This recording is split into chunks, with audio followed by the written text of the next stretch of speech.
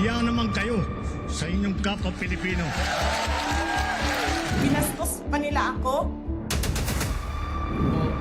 What is the law and what Pakinggan ng proceeds of the illegal drug trade ng Duterte. The law enforcement, the highest law enforcement official being head of PNP. Yeah. And now you're hiding this scoundrel, this fugitive. Pag-usapan natin, we're talking about local issue. Ito kay VP Sara's impeachment proceedings. Ano?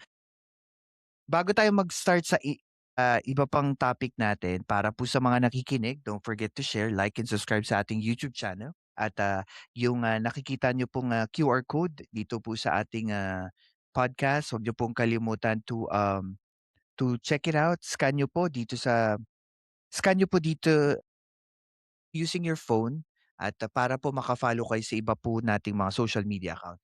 Okay, moving forward, tok naman tayo ng international news. Ito naman, pag-usapan po natin itong US Israel. By the way, Billy, para dito sa Sige kanina, po. tungkol Yun. dito sa next topic natin. Ano pong title? Ano po Sa title? digmaan, Sige bro, pero bago kayo mag-start, tanungin muna natin yung mga listeners natin. Ano, handa na kayo kay Prof? First time niyang gagawin niya paano sa naman atin. Isa sa pinaka-recent, nanggaling po ito sa Al Jazeera, dito sa Qatar.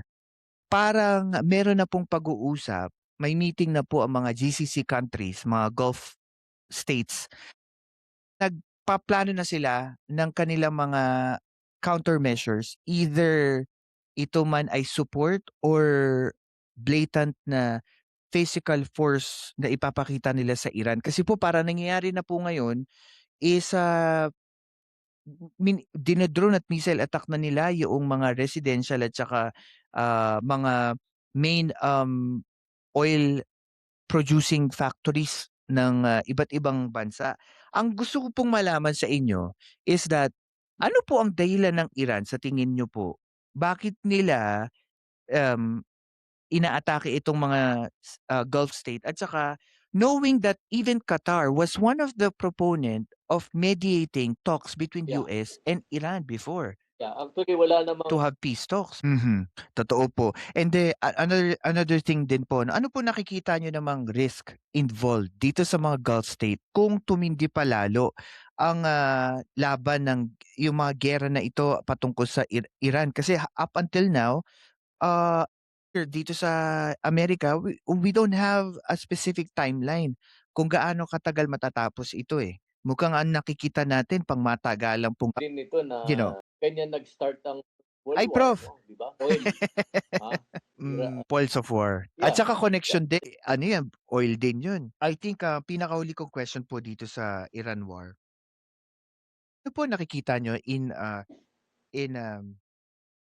long-term perspective, instability sa entire Middle East nangyayaring war? Baga Pro, parang lumalagay. Sanga-sanga yung Yeah. problema.